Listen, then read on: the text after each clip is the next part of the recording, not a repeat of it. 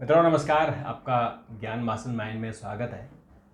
मित्रों, हम आपको भारत के अनेक हिस्सों में चमत्कारी मंदिर हैं उनके बारे में चर्चा कर रहे हैं। और आज हम ऐसे ही राजस्थान की धरती पर बांसवाड़ा जिले स्थित एक ऐसे ही मंदिर के बारे में बात कर रहे हैं जो आपको चौंका देगा। लेकिन मित्रों, आपसे आग्रह है कि अगर आपने चैनल को सब्सक्राइब नहीं किया तो तुरंत कर दीजिए और अपने साथियों को, अपने बच्चे हैं, जो हमारा युवा वर्ग है, उनको ज़रूर भेजिए ताकि उनको भारत की विरासत और हमारी संस्कृति के बारे में पता चल सके। तो आइए आज शुरू करते हैं राजस्थान की एक और ऐसे अद्भुत मंदिर के बारे में।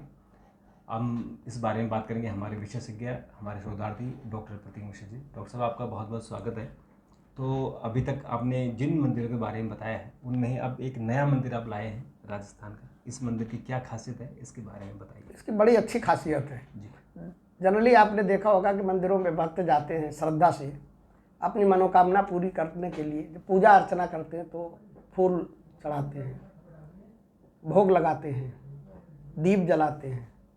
ये सब काम यहाँ भी होता है, लेकिन यहाँ मुख्य जोर जो रहता है वो चिट्ठी पे रहता है। अर्जी नहीं, बाकायदा चिट्ठी ले। और उस चिट्ठी में, जैसे कि पुराने ज़माने में आपके जो नज़दीकी संबंधी या जो लोग होते थे वो चिट्ठियों से हालचाल की जानकारी देते थे, अपना दुख दर्द उसमें बयां करते थे, राजी खुशी की जानकारी देते थे। तो ये मंदिर सही पूछो तो ये पोस्ट ऑफिस की उस सैकड़ों साल पुरानी परंपरा को जीवित रखे हुए एक तरीके से कि यहाँ चिट्ठी जो है अभी भी आती है, अभी भी जाती है। और वो चिट्ठी जो है भक्त माता को लिखते हैं, तो इनको चिट्ठी वाली माता भी वहाँ जाना जाता है। और ये मान्यता है और ये माना जाता है कि माता जो है भक्तों की जो चिट्ठियाँ होती हैं उनको न केवल स्वयं पढ़ती हैं बल्कि पढ़ने के बाद जो है वो जवाब भी देती हैं। अब आप चौंक जाएंगे कि जवाब कैसे देती हैं माता। तो जवाब ऐसे देती हैं कि वो संकेत देती हैं, संकेत। हाँ। और संकेत के माध्यम से उनकी जो संकट है या जो उनकी मनोकामना है वो पूरी हो जाती है। वो पूरी होती है। तो उसका मतलब है कि आपकी चिट्ठी पढ़ ली, या तो हाँ, चिट्ठी पढ़ ली, ये इस बात का संकेत है कि माता ने आपकी चिट्ठी पढ़ ली। या तो चिट्ठी भेजने वाले को सीधे माता प्रत्यक्ष रूप से बताती हैं, स्वप्न में आएंगी या कोई संकेत देंगी, या फिर जो वहाँ के पुजारी हैं उनको संकेत में बता देती हैं कि इस तरीके की चीज़ें जो है ये इसको मतलब इसके लिए ये चिट्ठी आई है, इस पर आपको ये कार्रवाई करनी है। ठीक है। तो ये चिट्ठी वाली माता का मंदिर जो है बहुत प्रसिद्ध मंदिर है वहाँ पे राजस्थान में। यूँ तो राजस्थान जहाँ अपनी वीरता के लिए जाना जाता है वही तमाम रहस्यमयी मंदिरों के लिए जाना जाता है। मैंने आपको अभी पिछले दिनों भी राजस्थान के ही मंदिर के बारे में, कई मंदिरों के बारे में बताया था। राजस्थान में बालाजी का मंदिर है, खाटू श्याम जी का मंदिर है, सालासर बालाजी का मंदिर है, तमाम ऐसे रहस्यमयी मंदिर हैं। और ये मंदिर जो है ये माता महालक्ष्मी का मंदिर है। बांसवाड़ा जिले में चिंतामणि पर्वत पर ये माता का मंदिर स्थापित है। चिंतामणि पर्वत का मतलब चिंतामणि पर्वत का नाम चिंतामणि इसलिए पड़ा क्योंकि माना जाता है कि ये पर्वत आपकी सारी चिंताओं को दूर करने वाला है। और इस स्थान पर माता का मंदिर है। बहुत ही रहस्यमयी मंदिर है, बहुत ही सिद्ध मंदिर है। और ऐसा माना जाता है कि माता सबकी मनोकामनाओं को पूरा करती हैं। ये स्थान त्रिदेवों से भी जुड़ा हुआ है, हमारे ब्रह्मा, विष्णु और महेश से। ये भी मान्यता है कि माता महालक्ष्मी के साथ यहाँ पर भगवान विष्णु का भी सूक्ष्म रूप से उपस्थिति है और उनका भी आशीर्वाद मिलता है। अब है क्या कि इसमें जो श्रद्धालु हैं वो इस मंदिर में जाते हैं, वहाँ आपने मंदिरों में अक्सर दान पेटिका देखी होगी। हाँ। तो यहाँ दान पेटिका नहीं है, यहाँ मत पेटिका है। मत पेटिका, जहाँ वो चिट्ठियाँ डाली जाती हैं। हाँ, मतलब चिट्ठी पेटिका है एक तरीके से। जैसे आप वोट डालते हैं ना तो उसमें डालते थे पहले पुराने ज़माने में बैलेट बॉक्स में। तो यहाँ पर वो चिट्ठियों के लिए एक बॉक्स बने हुए हैं और उन बॉक्स में जो लोग अपनी मनौती मांगते हैं और अपनी चिट्ठियों को वहाँ पर रख देते हैं। चिट्ठी रखने के बाद आप ये समझिए कि इन चिट्ठियों को पुजारी 2-3 वर्षों तक सुरक्षित रखते हैं। ऐसी मान्यता है कि आज नहीं तो कल, क्योंकि कहा जाता है कि बहुत ज़्यादा चिट्ठियाँ हो गई तो माता आज नहीं पढ़ पाई तो कल पढ़ लेंगी, कल नहीं पढ़ पाई तो उसके बाद पढ़ लेंगी, तो वो उनको सुरक्षित रखा जाता है। 2-3 महीने तक सुरक्षित रखने के बाद उन चिट्ठियों को पुजारी जो है किसी नदी में प्रवाहित करवा देते हैं। तो ये उनका जो है माता का ये यहाँ का बड़ा भारी रहस्य है।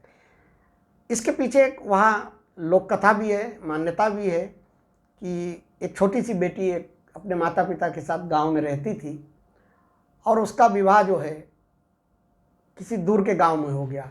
कुछ समय बाद उसके पति की मृत्यु हो गई और ससुराल में उसे अपमान और तिरस्कार झेलना पड़ा। अपने कष्टों से वो बेहद दुखी थी और कई बार उसने अपने माता पिता को पत्र लिखने की सोची, लेकिन वो गरीब और असहाय थी और अशिक्षित थी, बिना पढ़ी लिखी थी। वो इसी उधेड़बुन में थी कि हमारे साथ जो हमारा अत्याचार हमारे ऊपर हो रहे, जो उत्पीड़न हो रहा है, ये कैसे माँ बाप को बताएं, कैसे उन तक सूचना पहुंचाएं। तो एक दिन लेटे लेटे इसी विचार में वो सोच रही थी, सोच विचार कर रही थी, तो उसके दिमाग में आया कि माता पिता से अच्छा क्यों ना भगवान को एक चिट्ठी लिख दी जाए। और उसने देवी महालक्ष्मी को चिट्ठी लिखने का निर्णय ले लिया। सादा कागज़ लिया बाकायदा, मतलब जिसे कहते हैं, और सादा कागज़ लिख के और उसने अपनी जो सारी व्यथा थी वो उसने उस चिट्ठी में लिख दी कि हे माता, जैसा कि अमूमन होता है ना, जब चिट्ठी लिखी जाती है तो पहले उनका अभिवादन किया जाता है, फिर बताया जाता है कि हम यहाँ राजी खुशी हैं और ईश्वर से प्रार्थना करते हैं कि आप भी राजी खुशी होंगे, आगे समाचार ये है। तो उसने उसी भाषा में माता को बिल्कुल चिट्ठी की तरह लिखा कि हे महालक्ष्मी, आप सबकी झोली भरने वाली माँ हैं और मेरे जीवन में अंधेरा है। मैं आपको ये नहीं कह सकती कि मैं बहुत खुश हूँ, लेकिन मेरा सहारा आप ही हैं और मैं इस चिट्ठी के माध्यम से आपसे ये प्रार्थना करती हूँ कि मेरे जीवन में जो अंधेरा है उसे दूर करें। यदि आपकी कृपा मेरे ऊपर हो गई तो मेरे जीवन में भी उजाला आ जाएगा। आप दुनिया में उजाला करती हो, दुनिया के लोगों को वरदान देती हो। और उसने क्या किया कि उस चिट्ठी को लिखा और एक छोटे से डिब्बे में बंद करके उसने चिंतामणि पर्वत की तलहटी में जाके, चिंतामणि जो पर्वत है वहाँ उसके नीचे जाके उसने एक गड्ढा खोदा, मतलब पेड़ था और पेड़ के नीचे उसने गड्ढा खोदा और उसकी जड़ में उसको दबा दिया। अच्छा, ये वो जगह है जहाँ से जनरली लोग मंदिर का दर्शन करते हैं, आज भी करते हैं। अब बताया जाता है कि अगले दिन ही मंदिर के पुजारी को स्वप्न हुआ। और स्वप्न क्या हुआ, किसने दिया? माता ने स्वप्न दिया। और माता ने कहा कि पर्वत के पास, जो चिंतामणि पर्वत के पास जो पेड़ है उसकी जड़ में एक चिट्ठी है और उस पत्र, हाँ, मेरे नाम से एक चिट्ठी आई है और उसको जो है आप जो है निकालिए और निकाल के पढ़िए। पुजारी ने वैसे ही किया, वो चिट्ठी निकाली और पढ़ी और पढ़ने के बाद उसमें उसने अपना पता भी लिखा था लड़की ने, जब लिखा जाता है पता। तो पुजारी ने गाँव में उस लड़की को निकाला और ढूंढा और ढूंढने के बाद उससे जब मुलाकात हुई तो उससे कहा कि क्या तुमने माता के लिए चिट्ठी लिखी थी? तो उसने कही कि जी, हमने माता के लिए चिट्ठी लिखी थी, लेकिन आपको कैसे पता? बोले कि माता ने हमको बताया है, माता ने आदेश दिया कि उस चिट्ठी को निकालो, तो मैंने उस चिट्ठी को निकाल लिया है। और माता ने मुझे ये आदेश दिया है कि आप जो है रोज़ आकर यहाँ माता की 21 दिन तक पूजा करिए। और 21 दिन तक उसने पूजा की और उसके बाद जो एक अच्छा सा लड़का उसको मिल गया, धनवान लड़का मिल गया और वहाँ उसकी शादी हो गई। उन्हीं पुजारियों ने, पुरोहितों ने मिलकर उसकी शादी करवाई और उसके बाद वो सुखी संपन्न हो गई। उसके बाद से ये घटना जंगल में आग की तरह फैल गई और उसके बाद ये परंपरा बन गई कि भाई यहाँ तो माता को चिट्ठी लिख दो तो माता की कृपा हो जाती है और माता जो है पुजारी के माध्यम से करती है। अब उसके बाद से क्या होता है कि जो भी श्रद्धालु जाते हैं तो जैसी कि आदत है आज के ज़माने में, भगवान को पैसा चढ़ाने की ज़रूरत नहीं होती, भगवान को स्वर्ण और आभूषण चढ़ाने की ज़रूरत नहीं है, भगवान को भाव चढ़ाने की ज़रूरत है। आप अपने भाव अर्पित कीजिए। लेकिन समय समय बदल रहा है तो लोगों की सोच बदल रही है और नतीजा क्या हो रहा है कि अब चिट्ठियों के साथ जो है लोग सोने के आभूषण और वो भी सब टैग कर देते हैं कि शायद हम इस चीज़ को लगा देंगे तो माता जल्दी पढ़ लेंगे। तो कोई उसमें रुपया टैग कर देता है, कोई उसमें सोने की नथ कर देता है, कोई उसमें अंगूठी टैग कर देता है। जैसे आजकल बच्चे खराब हो जाते हैं ना पेपर, तो पेपर में रुपए का नोट लगा देते हैं कि आप परीक्षक महोदय आप इस तरीके से तो हमको अच्छे नंबर से पास कर दीजिए। तो वो माता के साथ भी वहाँ सौदेबाजी अब करने लगे लोग, समय के साथ बदलने लगे, तमाम आभूषण चढ़ाते हैं और सारी चीज़ें चढ़ाते हैं। लेकिन ये परंपरा अभी भी जीवित है। अभी लोग अपनी मनौती मांगते हैं, अपने कष्टों के बारे में जो किसी से नहीं कहते हैं, वो चिट्ठी लिख देते हैं। गुप्त रूप से माता को चिट्ठी लिखते हैं, चिट्ठी को बंद करते हैं और बंद करने के बाद जो है उसमें मत पेटिका में डाल दी जाती है। उसके बाद क्या है कि या तो पुजारी को माता आदेश देंगी सपने में, या फिर जिसकी चिट्ठी है उसी को संकेत मिल जाता है कि आपको ये करना वो करना। और लोगों की ऐसी मान्यता दृढ़ है कि जैसे ही उनको सपना आता है या किसी तरीके का कोई संकेत आता है, वो उसी चीज़ को करने लगते हैं और उस चीज़ से सफलता भी मिलती है। तो ये माता की चिट्ठी की वो है। अब आपको बताते हैं कि मंदिर की ये स्थापना कैसे हुई, कैसे है। दरअसल इस चिंतामणि पर्वत पर जो है, और ये हजारों वर्ष पुराना मंदिर है, मतलब आज का मंदिर नहीं, हजारों वर्ष पुराना मंदिर है। बताया जाता है कि इस चिंतामणि पर्वत पर माता लक्ष्मी ने घोर तपस्या की थी और उस तपस्या से भगवान विष्णु प्रकट हुए।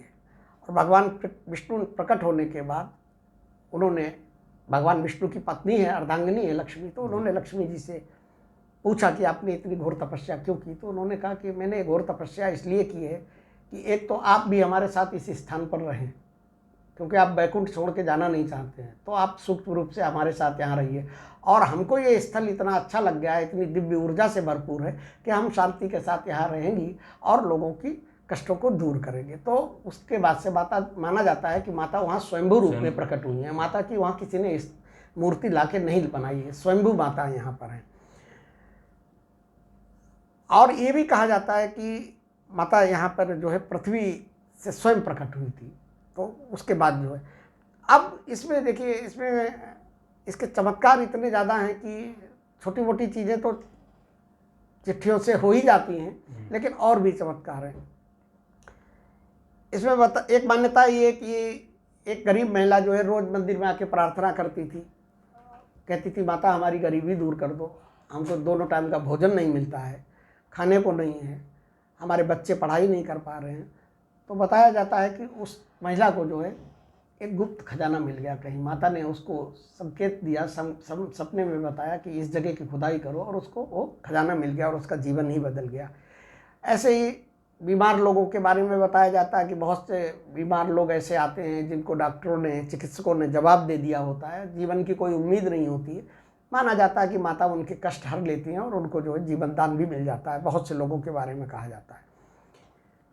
जो मंदिर का गर्भगृह है वहाँ माता की अलौकिक ऊर्जा वहाँ पर है, और इस चीज़ को केवल हम लोग यहाँ शब्दों से बताएं उससे समझ में नहीं आएगा। जो लोग दर्शन करने जाते हैं उनको वहाँ पर समझ में आता है कि गर्भगृह में अलौकिक ऊर्जा है। ये अनुभव करने वाली, ये अनुभव की चीज़ है। ये मतलब आप शब्दों से उसकी व्याख्या नहीं की जा सकती, लेकिन ये वास्तविकता है कि वहाँ जो लोग जाएंगे उनको उस अलौकिक ऊर्जा का अनुभव होता है। और बताया जाता है कि जब वहाँ पे अगर आप बैठ के पूजा करते हैं, पाठ करते हैं, ध्यान करते हैं, तो तमाम तरीके के दिव्य दर्शन भी होते हैं। उसमें कहीं माता भी दिखाई पड़ सकती हैं, कहीं कमल का फूल दिखाई पड़ सकता है, कहीं माता का शेर दिखाई पड़ सकता है। माता से जुड़ी हुई चीज़ें आपको, बहुत से लोग जो कंसंट्रेट होकर वहाँ पे एकाग्रवन होकर तपस्या करते हैं उनको दिखाई पड़ती है। दीपावली की रात में देखिए, क्योंकि लक्ष्मी जी का दीपावली से सीधा संबंध है। दीपावली के दिन हर हिंदू के घर में माता लक्ष्मी और गणेश की पूजा होती है। माता को सरसों का तेल का दीपक जलाया जाता है, तरह तरह के मिष्ठान उनको अर्पित किए जाते हैं। तो दीपावली के दिन यहाँ भी विशेष अनुष्ठान होते हैं, विशेष पूजा होती है। और दीपावली के दिन ऐसी मान्यता है कि माता यहाँ पर जो है अपनी उपस्थिति का एहसास कराती हैं। और एहसास कैसे कराती हैं कि जो मंदिर का शिखर है उस पर एक रहस्यमयी प्रकाश दिखाई देता है। वो कोई दीपक का प्रकाश नहीं है, वो किसी लाइट के रिफ्लेक्शन का नहीं है, ना वहाँ पे कोई बिजली का बल्ब है। वो अलग ही रहस्यमयी तरीके की रोशनी, प्रकाश दिखाई पड़ता है। और उस प्रकाश को माना जाता है कि माता यहाँ पर जो है अपनी उपस्थिति का एहसास करा रही है। दीपावली की रात में ये होता है, और ये घटना कुछ क्षण के लिए होती है और उसके बाद जो है फिर अदृश्य हो जाती है। माना जाता है कि माता जब प्रकाश वो दिखाई पड़ता है तो पुजारियों का मानना ये कि माता अपने आगमन का संकेत देती हैं कि हम आ रही हैं और तैयारी करो पूजा की। तो उसके बाद विशेष भव्य पूजन आरती होती है और बहुत सी मिष्ठान चढ़ाए जाते हैं। इस मंदिर में चिट्ठी के साथ साथ अब इसकी परंपरा थोड़ी सी और बदलती जा रही है। लोग जो है ताले को भी चढ़ाने लगे हैं। अब कुछ मंदिरों में ताला भी हाँ, तो यहाँ भी अब ताला चढ़ाने लगे। राजस्थान के कई मंदिरों में इस तरीके की परंपरा है, महाराष्ट्र में कई मंदिरों में, तो यहाँ पर अब चिट्ठियों के साथ साथ ताला भी चढ़ाने लगे हैं। और ताला चढ़ा देते हैं और मनौती मान लेते हैं और चाबी अपने पास रख लेते हैं। और ये माना जाता है कि वो जो है जब उनकी मनौती पूरी होगी तो हम चाबी से ताला खोलने आए तब आएंगे, है ना। तो अब कई श्रद्धालुओं का, कई भक्तों का ये दावा है और पुजारी जी भी ये बताते हैं कि कई बार जो है वो ताले अचानक खुल जाते हैं। कौन खोलता है उन तालों को, क्योंकि जिसने मनौती मानी, जिसने ताला लगाया, चाबी उसकी जेब में है, वो पता नहीं कितनी दूर से आया, कहाँ रह रहा है, और ताला जो है ऑटोमेटिक खुल जाता है। तो माना जाता है कि माता जो है ने जो मनौती मानी है उस मनौती को स्वीकार कर लिया है और उसकी फिर मनौती पूरी हो जाती है और उसके बाद वो आके अपना ताला खोलते हैं। हालांकि जो खुला हुआ ताला होता है तो वो समझ जाते हैं कि हमारी मनौती पूरी हो गई, और जिनकी मनौती पूरी हो जाती है वो आके यहाँ पर अपना ताला भी खोलते हैं और प्रसाद वगैरह ये सारी चीज़ें अर्पित करते हैं। माता की एक और चमत्कार है। एक वृद्ध महिला जो है मंदिर में रोज पूजा करने आती थी, अत्यंत निर्धन थी, उसको कोई बहुत ज़्यादा चाहत नहीं थी। उसकी चाहत ये थी कि माता उसको सपना दें, माता उसको दर्शन दें। हमेशा जब भी पूजा करती थी तो जनरली लोग क्या है कि भगवान के सामने पूजा करते हैं तो धन मांगते हैं, वैभव ऐशो आराम की ज़िंदगी मांगते हैं, अपनी मनोकामना पूरी करते हैं कि साहब हमारे बेटे बेटियों का भविष्य अच्छा हो जाए, उज्जवल हो जाए, किसी की पढ़ाई हो जाए, इस तरीके की कामना करती। लेकिन ये जो वृद्ध माता थी ये माँ के सामने बैठ के रोज़ आती थी, प्रतिदिन का इनका नियम था। और ये आके जो है, और ये कोई बहुत पुरानी बात नहीं है, अभी कुछ सालों पुरानी बात है, तो उसमें आती थी और वहाँ माँ के सामने बैठ के कहती थी, माता आप मुझे दर्शन दीजिए, हम आपके दर्शन करें, आप ऐसी कृपा कीजिए। तो लगातार ऐसा कहती रहती थी। एक दिन अचानक क्या हुआ कि शाम के समय उनके घर में एक सुंदर सी कन्या आई और वो बोली, माता से बोली कि माता मैं रास्ता भटक गई हूँ, क्या आप मुझे रात काटने के लिए अपने घर में आश्रय दे देंगी। वृद्ध महिला थी, उसे लगा कि कोई बच्ची है, युवती है, बेचारी रास्ता भूल गई है और अंधेरे में कहाँ जाएगी। तो उन्होंने कहा कि ठीक है बेटा, आप जो है हमारे घर में रहो। और उन्होंने बड़े प्रेम पूर्वक उनको जो भी घर में बना था वो बनाया और खिलाया, और सारी चीज़ें करने के बाद सुबह जब वो वृद्ध महिला उठी तो उन्होंने कहा कि उस बहुत देर तक चहल पहल नहीं हुई, वो दिखाई नहीं पड़ी जो युवती रात में आई थी। तो उसके कमरे में गई सुबह मतलब 4 बजे के आसपास, तो वो महिला गायब थी। तो इसको माना जाता है कि, और वो महिला जब चली गई तो उसके बाद उन्होंने देखा कि जिस कमरे में उसको लिटाया था उस कमरे में तमाम जो है स्वर्ण आभूषण भरे हुए हैं, धन धान्य से परिपूर्ण है, धन है, अन्न है, सारी चीज़ें, बड़े बड़े कलश रखे हुए हैं। क्योंकि उसका जाना उतना आश्चर्यचकित करने वाला नहीं था, तो वो खुद दे के चली गई। हाँ, कि तब उसको लगा कि अरे ये तो माता लक्ष्मी आई थी, मैं रोज माता से मांगती थी, तो वो उन्होंने उद्युक्ति के रूप में और मुझे कर दिया। यहाँ से त्रिदेवों, इस मंदिर से त्रिदेव ब्रह्मा विष्णु महेश का भी है संबंध है। 3 देव, ऐसा बताया जाता है कि 3 देव एक बार पृथ्वी पर आए और उन्होंने कहा कि देखते हैं कि भाई कौन सी शक्ति सबसे ज़्यादा प्रभावशाली है, कौन सी शक्ति ऐसी है जहाँ अलौकिक ऊर्जा है, जहाँ दिव्य ऊर्जा है। तो तीनों देव अपने टहलने निकल गए और टहलते टहलते पूरे पृथ्वी के कई स्थानों पर गए। अंत में वो आके इस चिंतामणि पर्वत के पास आए और चिंतामणि पर्वत के पास आने के बाद यहाँ पर उनको, तीनों देवों को अलग अलग ये एहसास हुआ कि यहाँ की आध्यात्मिक ऊर्जा जो है बहुत शक्तिशाली है।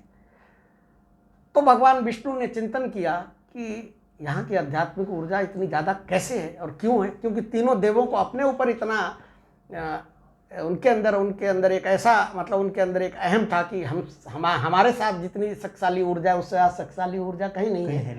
तो भगवान विष्णु ने ध्यान लगाया और ध्यान लगाने के बाद उनको समझ में आया कि अरे यहाँ तो माता महालक्ष्मी ने जो है साधना की थी, इसलिए इस जगह की दिव्य ऊर्जा है। और उस दिन के बाद से तीनों देवों ने, ब्रह्मा विष्णु और महेश ने ये कहा कि यहाँ पर माता लक्ष्मी जो है अपनी सर्वश्रेष्ठ शक्ति के रूप में विराजमान है और ये आस्था की, दिव्य ऊर्जा की, अलौकिक रहस्यों की सबसे बड़ी पीठ जो है ये संयुक्त पीठ है। तो तीनों देवों ने भी यहाँ पर आकर इस ऊर्जा स्थल को न केवल एहसास किया बल्कि उन्होंने इस चीज़ को माना कि यहाँ पर जो है एक ऐसी ऊर्जा है जो कि कलयुग में आदमी के जीवन को बदलने की क्षमता रखती है। तो बहुत ही रहस्यमय मंदिर है। मंदिर काफ़ी पुराना है। माता की मूर्ति संगमरमर की बनी हुई 3 फीट ऊंची मूर्ति है और सबसे बड़ी बात क्या है कि माता जो इस कमल पे बैठी हुई है उसमें पूरे 16 दल है, 16 दल वाले कमल पे विराजमान है। दिवाली और नवरात्रि पे यहाँ पर हमेशा विशेष आयोजन होते हैं, विशेष अनुष्ठान किए जाते हैं और मंदिर जो है वो बांसवाड़ा शहर से 7-8 किलोमीटर की दूरी पे है, चिंतामणि पर्वत की ऊंचाई पे स्थित है। जाते हैं लोग, कहीं बताया जाता है कि 600 वर्ष पुराना है मंदिर है, कहीं कुछ लोगों का कहना है कि 500 वर्ष पुराना है, लेकिन काफ़ी पुराना मंदिर है। और माता के इस मंदिर के आसपास तमाम गुफाएं भी हैं। अब ये गुफाएं और जो कुटिया वहाँ पे बनी हुई, तो इनके बारे में ऐसा माना जाता है कि चूँकि ये दिव्य ऊर्जा से भरपूर स्थान है तो यहाँ पे किसी समय में दिव्य ऊर्जा को प्राप्त करने के लिए योगियों और साधकों ने यहाँ पे कठिन साधना की होगी, क्योंकि वो गुफाएं उसी तरीके से हैं। कुछ यहाँ के जो पत्थर हैं उन पे कुछ आकृतियाँ बनी हुई हैं जिनके बारे में कहा जाता है कि वो योग छाया की चित्र बने हुए, आकृतियाँ बनी हुई। तमाम सिद्ध लोग, तमाम योगी जो है उन्होंने यहाँ पर साधनाएं की, उनका विस्तार से उल्लेख है। बहुत बड़े योगी अच्युतानंद हुआ करते थे, कुंडलिनी साधना में वो सर्वश्रेष्ठ थे, अद्वैत वेदांत के बारे में उन्होंने की थी। माना जाता है और उनके बारे में बताया जाता है कि योगी अच्युतानंद ने यहाँ 12 वर्षों तक मौन व्रत धारण करके तपस्या की थी और माता ने उन्हें जो है साक्षात दर्शन दिए थे। राजस्थान की एक साध्वी है, त्रिनेत्रा साध्वी माना जाता है। ये भी कहा जाता है कि उन्होंने यहाँ पर माता की अखंड साधना की, उसके बाद माता ने उनको दर्शन दिए और दर्शन देके उनको शक्ति दी और उनकी जाके मानवता का कल्याण करो। तो उनके बारे में ये कहावत है और उनके बारे में ऐसी मान्यता है कि अपने समय में वो मतलब चुटकियों में किसी भी रोग को दूर करने की क्षमता रखती थी और कई असाध्य रोगियों को उन्होंने स्पर्श मात्र से ठीक किया। तो ये दिव्य ऊर्जा से और दिव्य चमत्कारों से ये चिट्ठी वाला मंदिर जो है बड़ा लोकप्रिय है। बिल्कुल। और मतलब अगर आपने पहले नहीं सुना होगा, क्योंकि जो लोकल लोग हैं उन्होंने तो सुना ही होगा, लेकिन जो बाहर के लोग हैं जिन्होंने नहीं सुना होगा तो आज आपको पता लगा होगा कि चिट्ठी वाले मंदिर भी हैं और यहाँ दर्शन करने जरूर जाएं, आपकी भी मनोकामना पूरी होगी। और नहीं तो एक यहाँ पत्र लिख दीजिए, माता उसको संज्ञान लेगी और आपका उसमें भला करेंगे। नहीं, पत्र लिख के वहाँ जाना पड़ेगा मंदिर स्थल पे। पत्र लिखिए और लिख के वहाँ बॉक्स में, हाँ, पत्र पेटिका में आप डाल दीजिए और माता सच्चे मन से लिखिए, लेकिन ऐसा नहीं कि औपचारिकता नहीं, ये नहीं कि आप माता की परीक्षा ले रहे हैं। मतलब मन में कपट नहीं होना चाहिए कि हम देखते हैं माता को चिट्ठी लिखिए, क्या मैं प्रधानमंत्री बन सकता हूँ क्या, ऐसा नहीं होता है। आप निर्मल मन से लिखिए और जो कष्ट है आपको लगता है कि आपकी कष्ट दूर नहीं हो रहे तो माता दूर करेगी। और मित्रों, बस आपसे वही आग्रह है कि अगर आपने चैनल सब्सक्राइब नहीं किया तो ज़रूर कर लीजिए। ऐसे ही आपके लिए हम रोज़ नई जानकारी लेकर आएंगे। डॉक्टर साहब, आपने बात की, आपका बहुत बहुत धन्यवाद। मित्रों, आपका भी बहुत बहुत धन्यवाद। कल एक वीडियो के साथ फिर मुलाकात होगी, तब तक के लिए नमस्कार।